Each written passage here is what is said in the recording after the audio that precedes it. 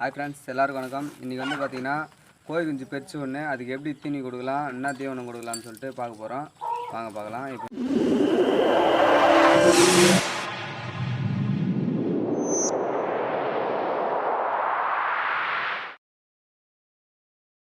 அனைவருக்கும் வணக்கம் ஃப்ரெண்ட்ஸ். இப்போ வந்து பார்த்தீங்கன்னாக்கா நான் சொல்லக்கூடிய ஒரு வீடியோ வந்து உங்களுக்கு ரொம்ப யூஸ்ஃபுல்லாக இருக்கும். இதை வந்து நீங்கள் ஸ்கிப் பண்ணிடாதீங்க.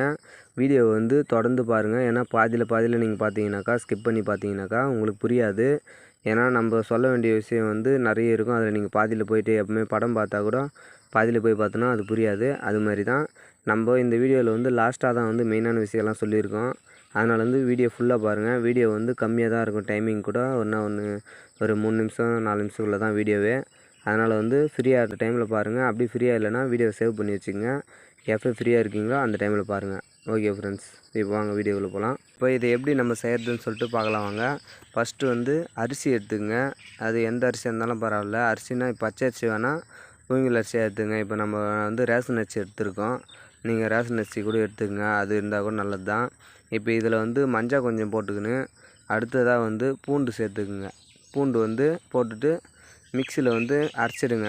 இப்போ எப்படி அரைக்கிறதுன்னு பார்த்தீங்கன்னா மாவு மாதிரியெல்லாம் அரைக்கக்கூடாது.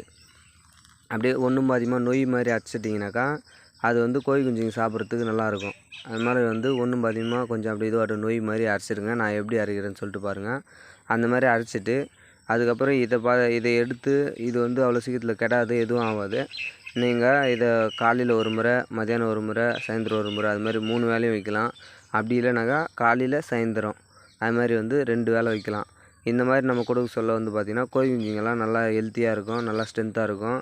ஃபஸ்ட்டு பிறந்து ஒரு வாரத்து கோழி குஞ்சுங்களுக்கு இந்த மாதிரி தீவனம் கொடுத்தா தான் வந்து நல்லா வளர்ந்து வரும். இது வந்து ஒரு மெடிசன் மாதிரி தான். அதுக்கும் எல்லார் வீட்லேயும் இது வந்து நிறைய பேர் கோழி குஞ்சு பறிச்சுங்க, நாட்டுக்கோழி எல்லாத்துக்குமே வைப்பாங்க.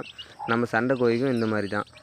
அடுத்ததாக வந்து பார்த்திங்கன்னா தண்ணி வந்து வைக்க சொல்ல அந்த தண்ணியில் வந்து சர்க்கரை கலந்துருங்க. சர்க்கரை எதுக்காக கலக்குறோன்னு பார்த்தீங்கன்னாக்கா கோழி குஞ்சுங்க வந்து அந்த முட்டையில் இருக்க சொல்ல மஞ்சள் கரெல்லாம் வந்து சாப்பிட்ருக்கோம். அதில் வந்து வயிற்றில் ஒரு மாதிரி இதுவாட்டிருக்கும். இப்போ நம்ம சர்க்கரை தண்ணி வச்சுன்னா அதெல்லாம் வெளியே அடிச்சின்னு வந்துடும். கோழி குஞ்சுங்க வந்து நல்லா ஃப்ரீயாக இருக்கும், நல்லா வளர்ந்து வரும், தெளிவாகிடும், நல்லா இதுவாக இருக்கும். ஓகே ஃப்ரெண்ட்ஸ், இந்த வீடியோ உங்களுக்கு பிடிச்சிருந்துச்சின்னா உங்கள் ஃப்ரெண்ட்ஸுக்கு ஷேர் பண்ணுங்கள். நம்ம கதர் போட்ட வந்து 9 கோழி குஞ்சு பறிச்சிருக்குது. ஓகே ஃப்ரெண்ட்ஸ், நெக்ஸ்ட்டு எந்த மாதிரியான வீடியோ போடலான்னு சொல்லிட்டு கமெண்ட் பண்ணுங்கள்.